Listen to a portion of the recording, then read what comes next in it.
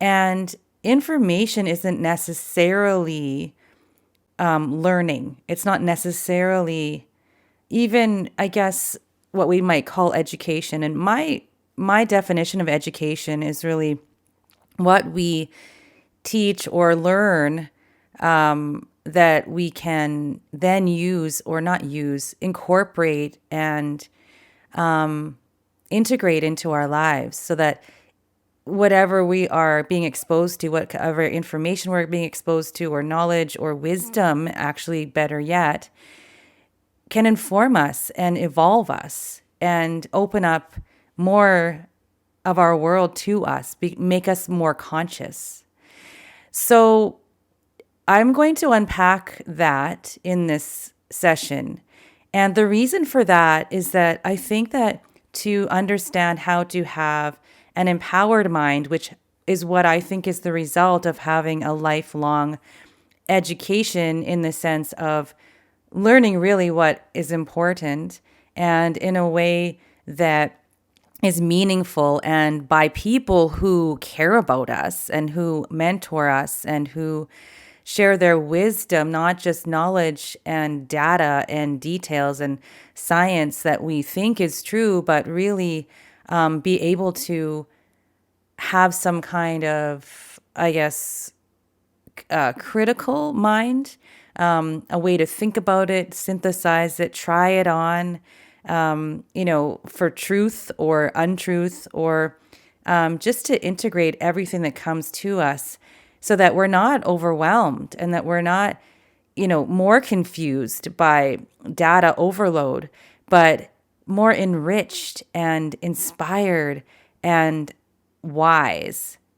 So, my goal is to, and actually, even as a mother, when my children were growing up, and now, that they are in their early adulthood years, my goal's always been to expose my kids to the world in a way that is exciting and inspired and interesting, and not in a way that is sort of like this false plunking into a classroom with a set of curriculum that isn't really relevant to their lives. It doesn't really matter, and so I want to always get to the heart of what matters to us, what makes us feel purposeful and alive and inspired and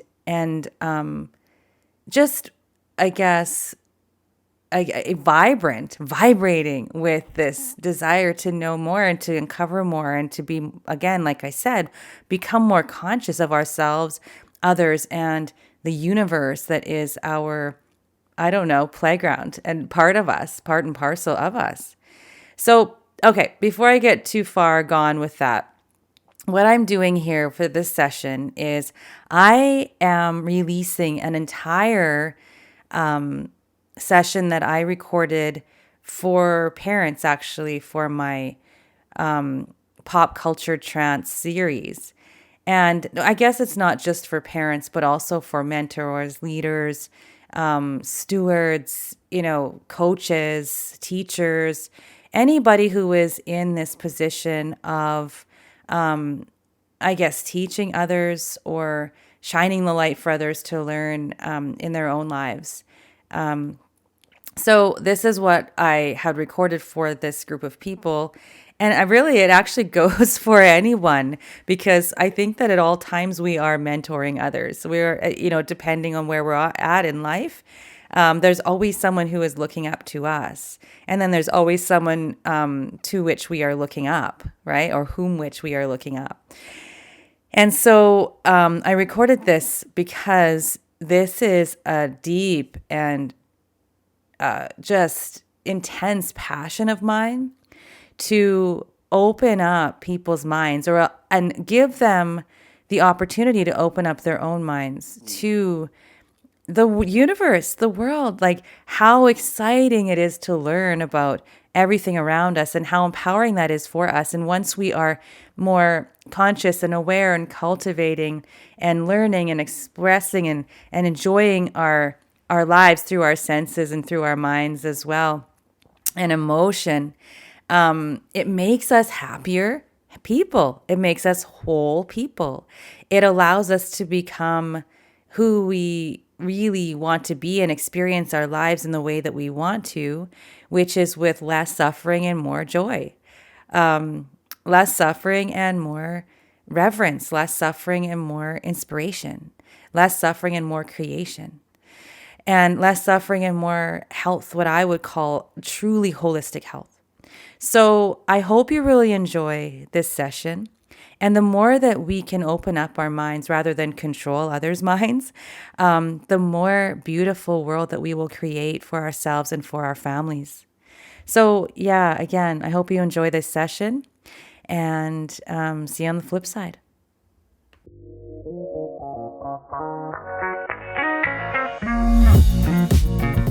Welcome to the Family Health Revolution podcast with Coach Carla Atherton, where she discovers, uncovers, explores, and reveals the secrets to true family health and wellness.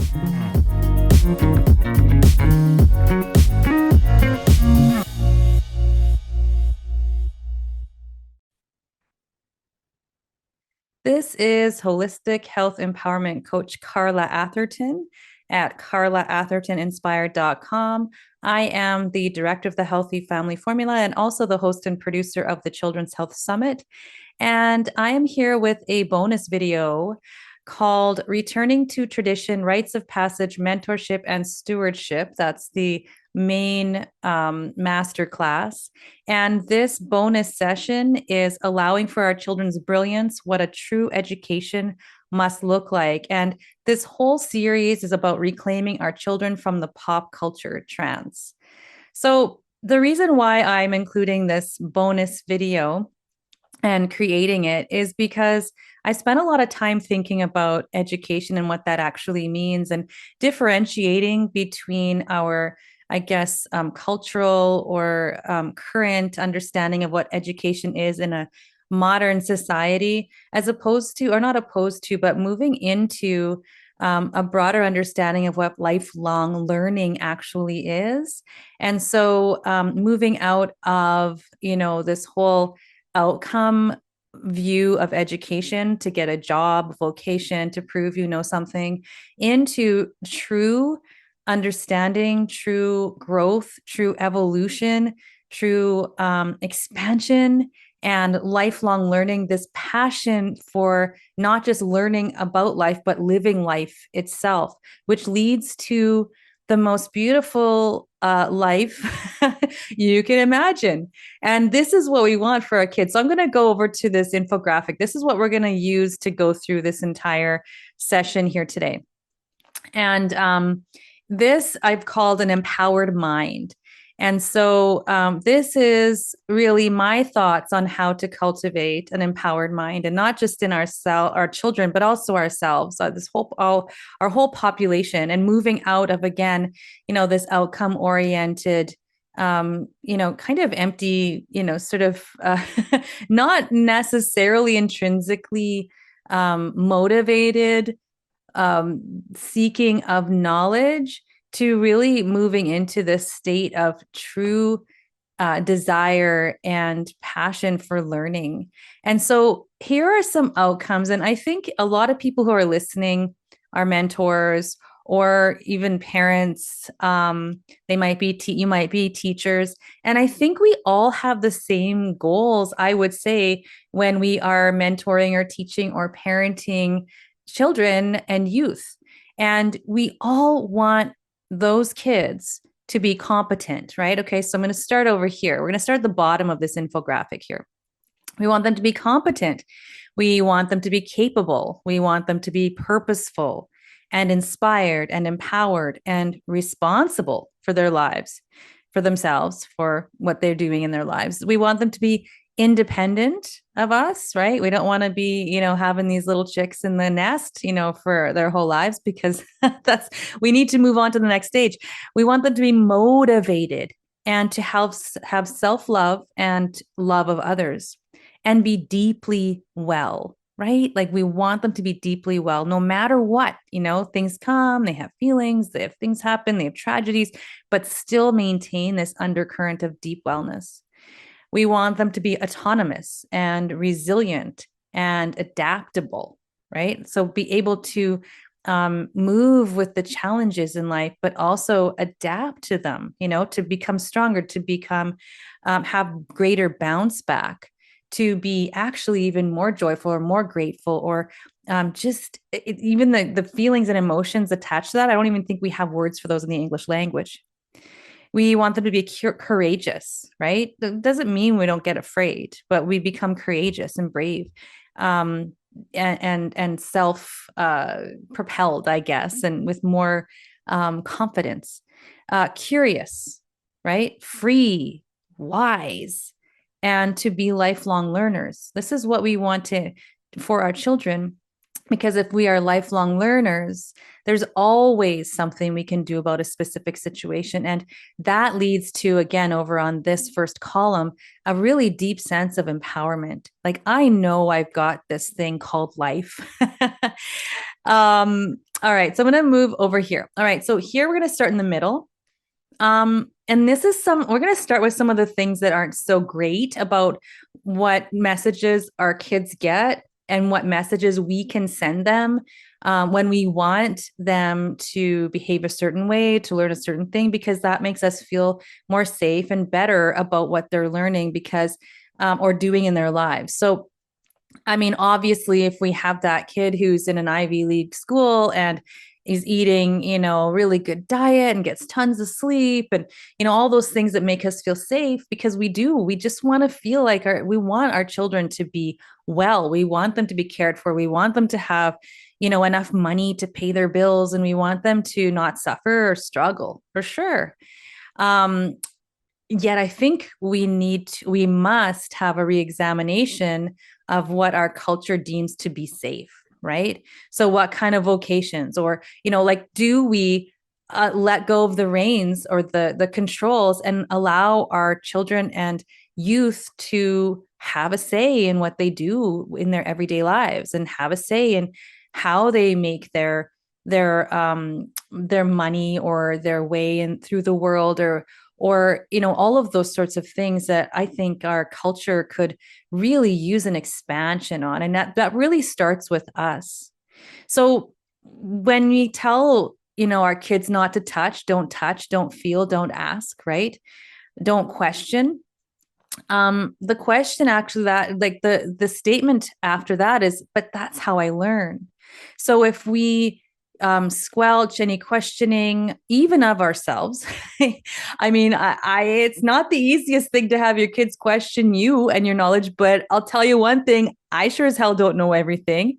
I really don't. And my children have taught me so much about what I don't know. Because any wise person knows that they don't know anything in relation to what could actually be known in this vast universe. So questioning is a good thing. Questioning leads to really deep conversation and exploration and learning on all parts for everyone.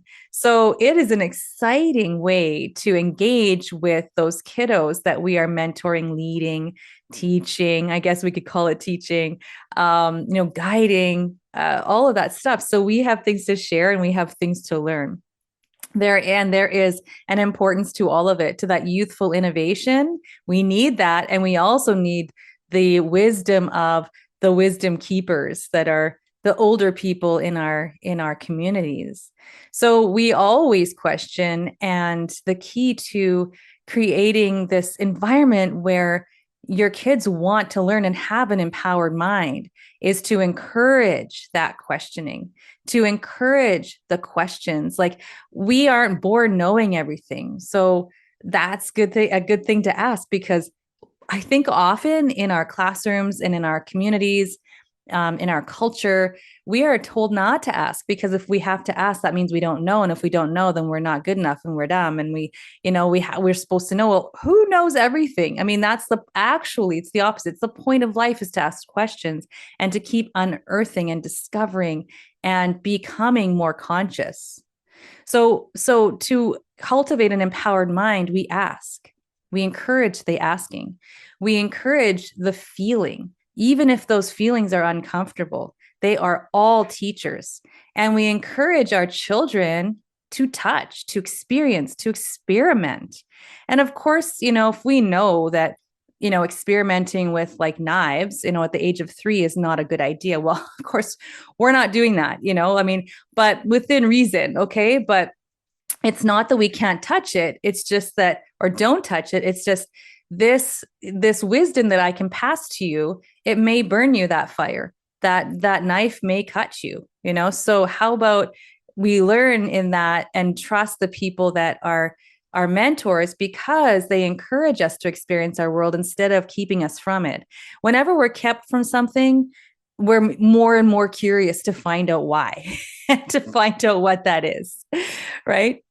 All right. So, and here's the next, I guess you could consider these things to be the pitfalls of our current education system and our educational systems. Yes. And not just the educational system, but sometimes the political system, sometimes the medical system. All of these systems can do these things to keep all of the people within them in a manageable state of mind, not necessarily an empowered mind. So let's move out of that.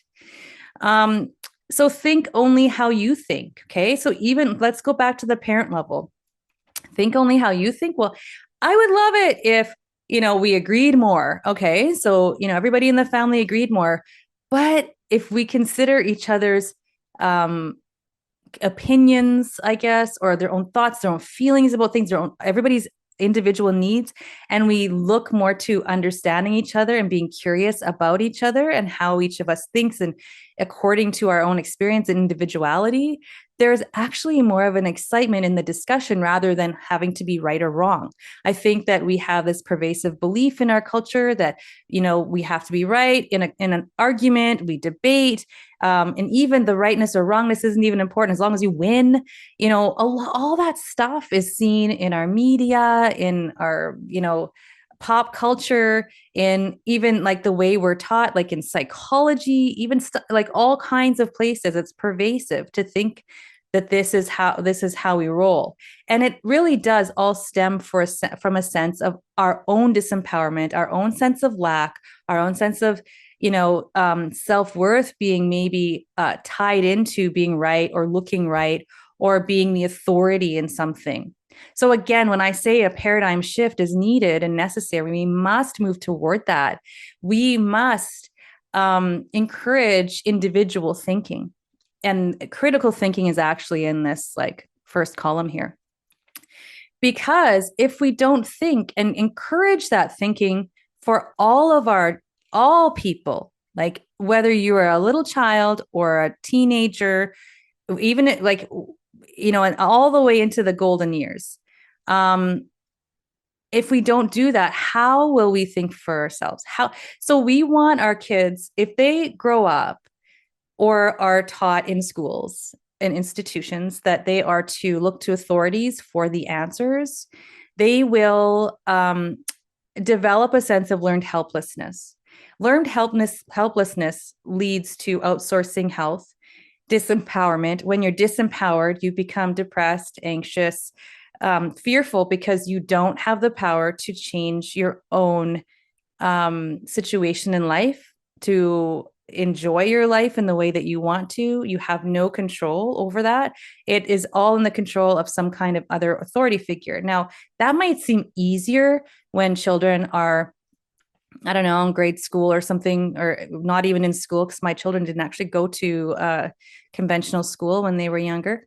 And so when they are, 5 years old, they're going to be imprinted on their trusted parent or their caregiver. And so they will tend to follow the lead of that person that they trust, which is completely natural. It is what keeps the species alive, right? For those young ones to follow the lead, to imprint. Yet they still think, they still want to go this way, and they still want to explore that, and that's how they learn. And so it's encouraged. That is encouraged. And then as they get older, And even when they're young, they still think, they talk about their ideas with their parents, and their parents say, well, okay, Johnny, it's because of this and this. What do you think? And all that stuff happens. And they still learn to think for themselves while they're still in the safe womb of the family. So, or in community. So, yeah. And then when you encourage that, they go outside of that community, they go outside of your home, and they will be able to think for themselves rather than be told by some other authority figure that is self-proclaimed and may not have their best interests at heart, or may not have the best teachings. And then those kids are still capable of thinking for themselves. All right, so I'm just going to quickly go through this first column here, because these are some really rich subjects, topics, experiences that I think lead to a really deep, rich, empowered mind. And it is a more expanded version of what we might see in a school system, or that we could see in a school system, when there are people who are purposefully expanding the traditional education experience. And we'll see this more, I guess, when people get older, they move into like universities or different, like there's all kinds of ways to learn now, online and in person, and not necessarily formal schools. There's like courses you can take. There's all kinds of stuff. People take courses even for personal development and all that kind of stuff, So, and those all lead to this empowered mind. But what I'm talking about right now is really like the education, or the sparks for life learning. Let's call it that. The sparks for life learning that really enrich our young people as they grow and mature throughout the years. So here are some. So first and foremost, critical thinking. I think critical thinking is a must. I actually, when my children were growing up, I was really wanted only one thing, really, around one outcome. I didn't necessarily think they needed to know all the geography or all the facts of this and all the parts of the body. Yes, that was wonderful. And that's all very useful information. It's all very, it's an uncovering of their world around them. It's more, they're more aware, they're more experienced, all that stuff. It's beautiful. But my first thing that I wanted them to know, really, truly practice, is critical thinking. So being able to look out in the world and to make good decisions, like to make decisions that are congruent to the betterment of their lives, right? That's going to lead them forward and not back, and to all of those things that to lead to this empowered mind. So that was first and foremost for me as a mom. And also as a teacher, and teaching my creative writing workshops and all the academic work that I did at the university, all that teaching, really, all the other stuff kind of fell into place. But that was first and foremost what I wanted for all of those younger people. And I've got a list here that I'm just going to run through really quickly of really juicy information that I think, outside of reading, writing, and arithmetic, are very beneficial things to learn as our children grow and mature. So geometry and sacred geometry, and things like sacred geometry and experiencing physics, taking those two subjects that seem to be very like math-based or science-based, and perhaps really highly academic, taking those things and putting them into terms that really like shows them the connection or the importance or the relevance in their actual existence. Like if we knew that, we use physics when we're playing pool, and when we're sacred geometry is really about how every single molecule and every single thing in this universe has pattern. I mean, that is the coolest thing I've ever learned. And so when kids learn in that way, their world becomes brighter and they become more engaged in what you're talking about, not only to learn something and to make that stick as like a learning new, device, but to make it relevant, and not just to make it relevant, to show its relevance. And then they are more aware. And that's very, very exciting as they discover all these things about their world. Holistic health and nutrition, hyper important. I don't think we learn enough about health at all. And the stuff we learn about health, at least in like the traditional sense, and like, whatever we can fit into like a day, with kids and perhaps in a conventional school is really, sometimes it's sort of taught, but then you don't have the full picture.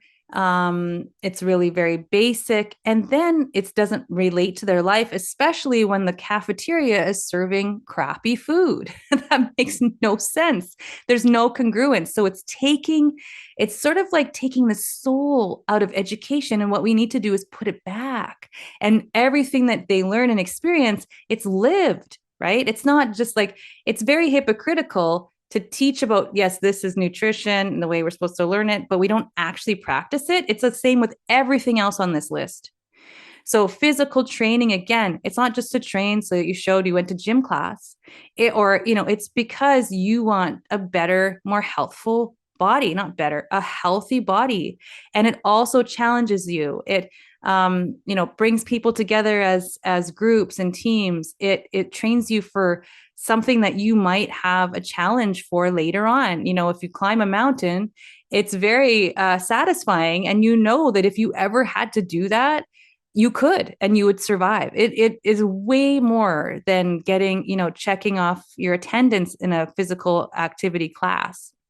I mean, literally like training, even martial arts, the mind and the body, and how the mind and the physical body like really play together when you are doing some kind of training in that way, when you have this kind of discipline and this and it's teaching all those sorts of really fundamental wisdom. It's teaching wisdom, or I guess giving access to wisdom. You can't teach wisdom.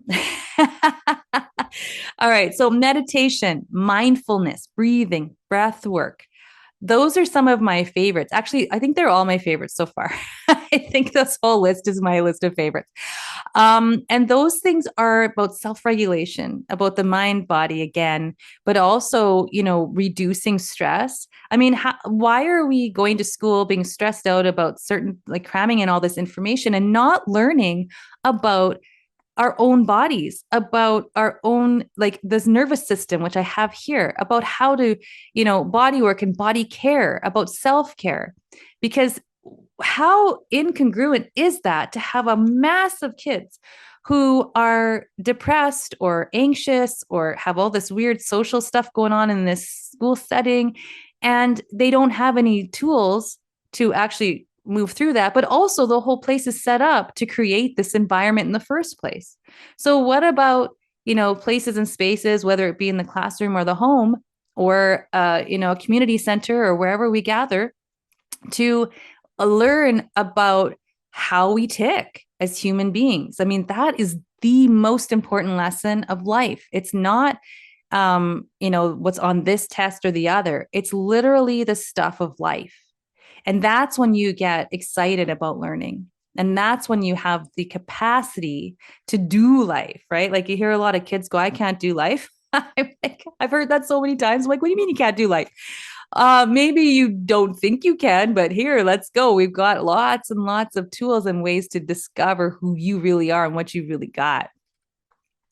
So ancient and traditional wisdom. Okay. So this is actually being forgotten in our pop culture environment. We've got a lot of people who, you might be one of those families, or, that has like traditions, and you recognize those things, and you've been, talking to the young people in your life about them. You have grandparents or elders or wisdom keepers in your families or your communities that the children turn to.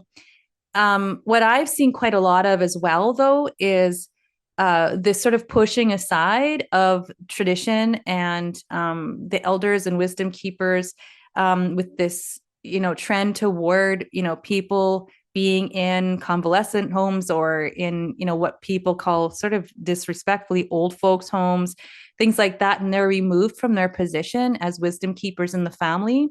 And I'm calling for a return to that of rites of passage, which we're going to actually talk about here, and also in another session of the program. But that is hyper important for the exploration of the self, of holding together this whole progression of, the wisdom keepers, passing on the wisdom. This is what true education really is, of lifelong learning, is the passing on of wisdom, and then adding to it with the innovative youth about what they discover with their curiosity. We need it all. Deep history. And I don't like, when I say deep history, I mean not just what's in the history, certain history books that we keep teaching over and over again in these textbooks, that's really missing a lot of the richness, a lot of the diversity, a lot of the voices that were not included in the history books when there was, discrimination, or the people. Really, history books are often made up of the history of the peoples that had control at the time, and the power, and to control what was being written about and talked about. So, or is deemed as worthy as being historical or historically relevant. So deep history, and there's a lot more that people are uncovering and discovering and sharing, that goes like leaps and bounds beyond what we might be still teaching 50 years later in the same, or 100 years later in the same school system. True anthropology. Okay. So again, as things are discovered, there's stuff being discovered constantly in anthropology and in archaeology as well. And actually, I don't even have archaeology here, I don't think, but let's include that too. Anthropology is the study of culture, and our archaeology is, we do discover culture through archaeology, but that's, finding out what's going on, what's happened in our past through the, unearthing literally of, bones and civilizations and buildings and such like that, that may have existed at one point, or, and we're uncovering parts of our history through archaeology. So, the truth of it, and then also storytelling. Case I'm just jumping over here from one to the next here. So storytelling and reading. We're going to talk about that again in rites of passage in that longer session. But there's such a deep importance to story and the hero's journey, and learning from other stories and your own rich culture, and feeling part of that, because we all are.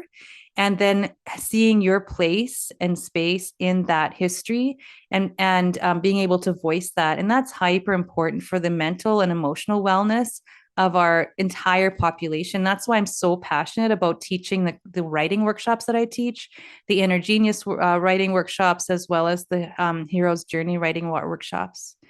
So, and then reading, you're never alone. If you're a reader, there's a book for everyone. I'm telling you right now, there is. And those kiddos will learn so much just from a really well-written piece of literature, or a fictional book, fantasy, whatever, what have you. Reading is a gateway to really self-discovery, and trying things on, and understanding other people's perspective, even if it's fictional. So written expression, again, finding voice, purpose, like following the story, and also to be able to release the story, right? Not live there anymore, but, recognize that hero's journey and where you've come now. So language, words, and poetry, same kind of ideas, and being able to express and to respect emotion, and to be able to drill it. Oh, I should have photography here. Drill down into the beauty of life, and understand it. And that just takes something like what this boy's doing here right now, is just to be still and quiet in nature. Right. And so ecology and earth science. And once we learn to love something, we see our place in it. Literally, so much anxiety just drops out of the way when we have vitamin N, nature in our lives, which Richard Louv says. When we don't have, a deficit of nature, like he actually coined a term called like nature deficit disorder, because it's for real, because we are, whenever there is a sense of dis-ease and disharmony in the emotional, in someone's emotions, it is because, first and foremost, they feel disconnected. That is entirely coming from a disconnect. And that could be a disconnect from self, from others, from earth, from like why are we here? Where's my place? I don't understand this. And so when as we explore these things with our youth, we give them more connection. We allow them to feel the connection that is already there and to understand it in so many beautiful fractals, different ways through these very rich means of understanding. So learning about and exploring the vastness of the cosmos and universe. I mean, why not? Let's talk about that. My son wanted to talk about that since he was a little guy. He would call across the hallway and he'd say, Mom, what happened before the earth was made? And I'm like, what's outside? He'd ask me these really big questions, and it wasn't for me to know. It was for us to find out together and discuss and like, well, what do you think? And what could the possibility be? And I mean, and digging into the books we'd get every single week from the library and just having fun with it and exploring it. And it's not this outcome of having to know definitively. It's the possibility that's exciting, and it leads toward more an insatiable thirst for life. So classics and ancient civilizations, culture, travel, right? Other people's experience. It brings us out of our own stuff and into what actually could be. And it's fun to travel, to try new foods. And sometimes it's hell, right? And so, I mean, everybody has a hell travel story, and that just leads you to go, wow, that was something. We got through that. I feel stronger. That's kind of funny now. Like, I'm really appreciative of being home, like all of those things are just so rich. And philosophy, myth, astronomy. Okay. So, and philosophy and myth are hyper important too, and be able to have this dialogue about life, because we are always trying to make sense of it. I don't know why I don't have math here. I mean, I think a lot of these things are math. I mean, they're all math anyway. Everything's math. But I think I was just trying to put like different, different categories that all involve math, but it's more of an exploration of experiencing that math. Okay. So astronomy, there's math involved in that, obviously. But also learning about the universe and like, have you ever heard an astronaut and they talk about having been up, above the earth and literally having philosophical, soulful revelations about life, period, because they saw their world in an entirely different way than they had before, because they understood the vastness of the cosmos, or at least touched upon it, like what it could be, the vastness. And so, and it is very, it's cool. It's pretty cool. So geology and geography, so different things, earth science, as well as, places on earth and where everything is. Learning about that stuff is very enriching as well, knowing where other peoples are, like the different countries and cultures, and the vastness of all of that. And then art and art history. And like I said, I should have put photography. I mean, I could have put so many other things in here. So I apologize if you have a specialty or a passion and it's not on here. Add any sort of art form, any sort of creative outlet, including like woodworking and house building and, skills like that, the life skills and survival. We got to know how to wash the dishes and make supper. We got to know how to, make a snare, because I think we're so comfortable in our communities and our societies that we are kind of feeling a little lost as far as like what our purpose is and what our strengths are. And so we need to challenge ourselves every once in a while. Got to know how to survive in the wild, and maybe even put ourselves in those situations. It's like some kids go to schools that are outdoor schools, or survival schools, and again, when we talk about rites of passage and ceremony and tradition, those were built into those cultures to give kids those experiences so that they can really see what they're made of. If we're sitting, I mean, that's why a lot of kids will play video games, because they want to see what they feel like they're living that, but not quite. It's without the soul, right? You put the soul back into it. We give them those experiences in real life, those opportunities to actually have that. I remember my son went to a camp, and I think he was 15, or at the time, I don't think he was 16. I think he was 15, and dropped him off. He was a little nervous, like, and it was a like, not survival necessarily camp, but it was like, there's an outdoor like camp, and they had to like hike miles and miles a day, and they had to pack all their food, and they cooked over a fire, and they, like, they were out in the wilderness. And when I came back, that kid was like barefoot and wild. He'd returned to that because he was barefoot and wild for all his youth, and then he sort of got a little bit quieter, and then, but he was like like and it was the most beautiful thing I have ever seen. And it was, I just went to pick him up by myself. We had company, so the rest of the family stayed home. And I think that's one of my favorite memories of mothering my teenage son, was when I came and I picked him up and I saw him just full on alive, just alive. Oh, I could just cry. Okay, so music and musicians, and I say musicians because music is one thing, and there's this vast, like, I don't mean like just pop music. Pop music can be fun, sure, but I mean like all different genres, all different, thoughts and ideas and creative energy poured in from all different people. And then learning about the musicians themselves, like sometimes listening to them, or reading a little bit about why a musician wrote a specific song, that is so beautiful, and also to hear like the art history, people's lives.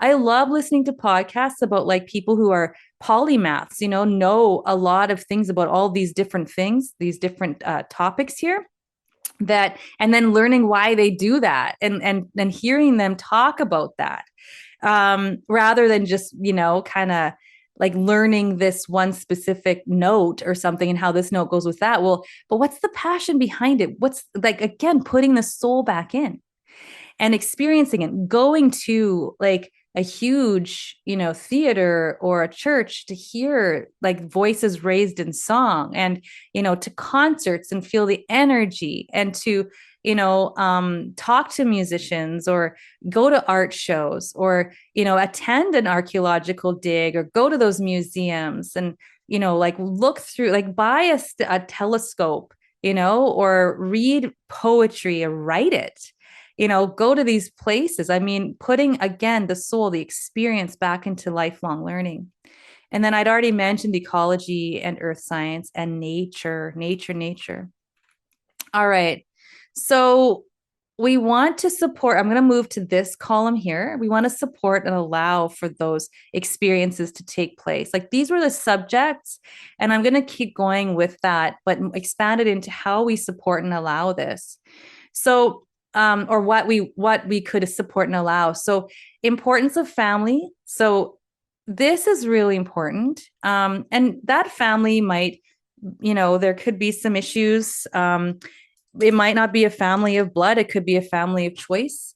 It doesn't matter the configuration, but the importance of the family is, I think, one of the top priorities for me, because this is where our children have this safe space to learn. It's like a Montessori classroom, right?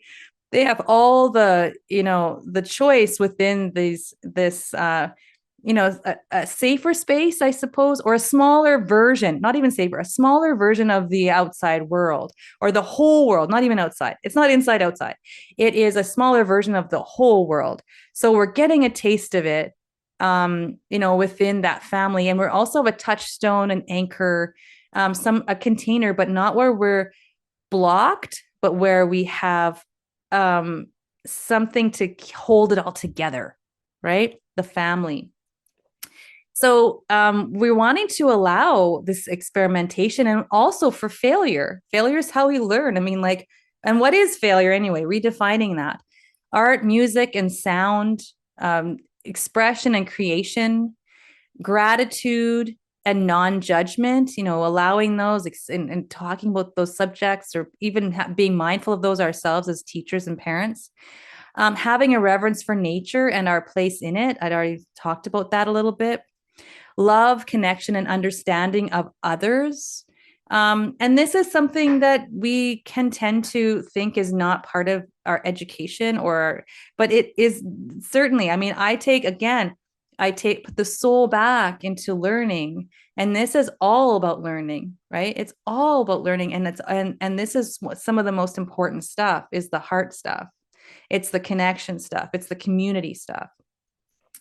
That's the reason why a lot of times why kids will choose to go to school, right? Because they want to be with their friends. It's not because they really love math, and some kids do. Okay, don't get me wrong, but no, it's not necessarily why they go. It's because they want to be with their community.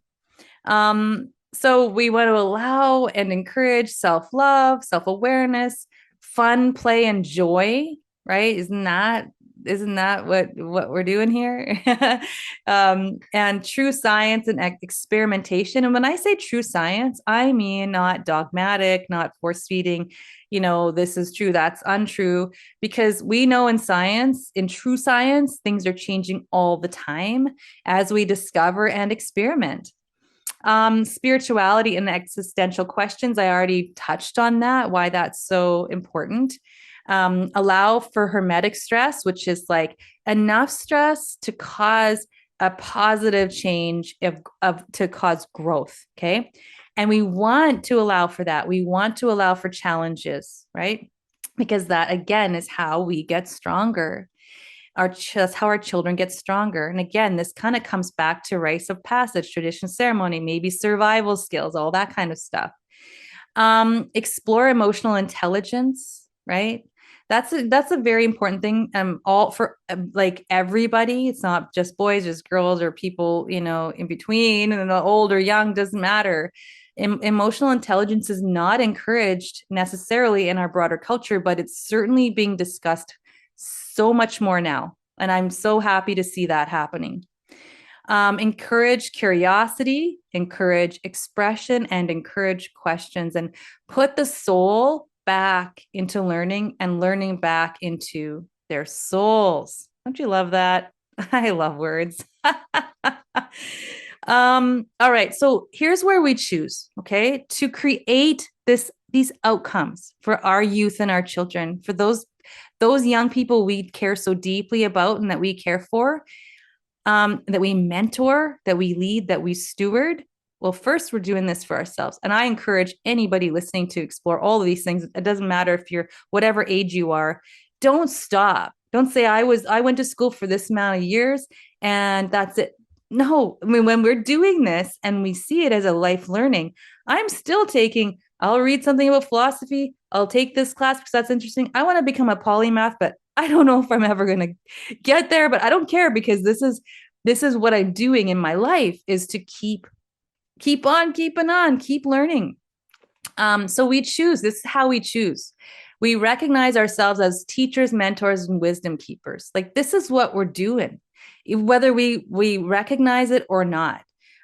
We don't need to outsource that. We can, bring in other people that enrich our children's lives, or, if we're a teacher, we kind of share the load, or we, tell them, hey, go look for this here. And we can be lighthouses and shine the lights in different places and provide opportunity.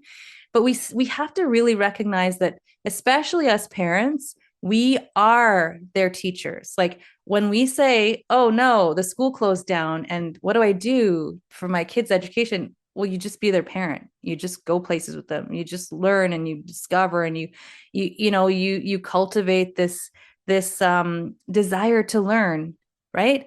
And just live life. I mean, that's what we do.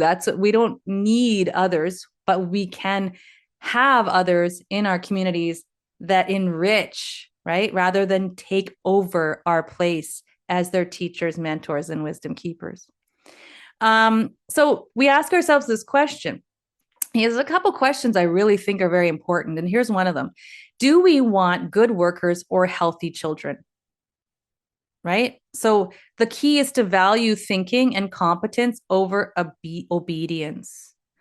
And because we don't need obedience when people are thinking for themselves, when they have all this rich knowledge, when they feel connected to others, they will work in tandem. They will be more like they'll work collectively. They will get along better. They will feel better. They will have less reason to take because they feel like they've understand. They're less fearful of their world and of each other. They don't need to be obedient, right?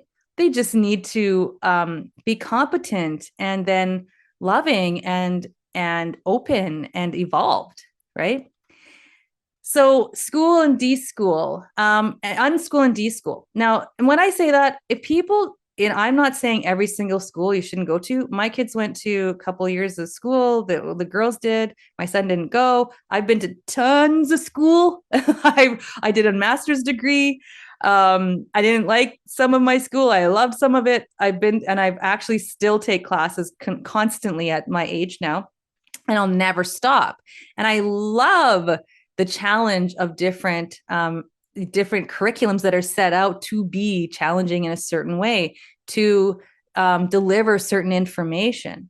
What I mean by unschool and deschool is to take out that, or to, I guess, recondition our belief or our understanding of what education is, take it out of, put the soul back. Right. So instead of saying, like we're trapped in this school and being like, I hate it. And then I just got to get out. And then as soon as we graduate, yay, we're free. Like what? Like if we unschool ourselves and take out all of those negative connotations by offering this kind of experience to our youth to learn, then we don't have the pushback to of teaching, of learning, right? And it becomes part of their lives, right? So you actually solve the problem by opening up the opportunity. You see what I mean? So this isn't a matter of going to school or not going to school. It's a matter of how we do it. It's how we do it. And so we can opt out of systems by doing that, or programs or social media. We can do that, or we can re-examine them. We can recreate them. We can have fun with them and see them for what they are. You know, this isn't Johnny. If you flunked out of math, it doesn't mean you're dumb and that you're never going to go anywhere in life. It means that you flunked math. And maybe it wasn't your thing. Maybe you weren't inspired, right? Like we must opt out of all of these measurements, right? Of our children, so that they can be free to actually experiment, ask questions, learn, and be inspired to do so. Also, creating a shelter of each other. I love that term. That comes from Mary Pfeiffer's book called Shelter of Each Other. And she talks about, well, the importance of the family and how we can be that shelter for each other. And it's not where there's an antagonistic world, but where there's a sense of safety and to just express and to be. I love that. I love that sentiment. And then rites of passage, like I said. So we choose to continue with these practices so that we pass on the wisdom and from generation to generation, with each generation adding to that body of wisdom. So again, to have these outcomes of capable, competent, curious, free, wise, inspired, empowered children, and then young adults, and then adults. So whether we're at a school or a kitchen table, right? So these are both places we can gather, but it is the world, the universe, the possibilities in our minds that is our true classroom, our true learning playground, right? The possibilities and also the opportunities to really see our world as a playground. So I hope you enjoyed that. That's my rendition or my thoughts. Those are my thoughts about an empowered mind. And I hope it was inspiring for you. And really encouraged this whole movement. And I hope you're with me with this movement toward allowing for our children's brilliance to just come and shine bright, right? Shine bright. All right. Thanks for attending. And may you, your family, and the people you serve be well. This podcast is sponsored by the Healthy Family Formula, which essentially means that we share our information for free. For more support, community, audio coaching, full episodes, bi-monthly live Q&A, discounts on our group coaching programs, and more, become a patron of my work at www.patreon.com/Carla Atherton. For more information about anything related to family health, do pick up my book, Family Health Revolution, and check out our newsletter, blog, individual and group coaching programs, and practitioner training program at Healthy Family Formula and CarlaAthertonInspired.com. Find us on Instagram at Coach Carla Atherton and on Clubhouse at Empowered Family. Please note that Family Health Revolution podcast is not a source for diagnosis or medical treatment, but is the opinion of the host. This podcast is intended to empower people with information so they can make the best health decisions for themselves. It is up to each person to listen to their inner wisdom, consider the information they deem to be accurate and applicable to their individual situation, and consult with their trusted healthcare providers if they so choose when making any decisions regarding their own health or the health of their loved ones. Each person's health is their own responsibility.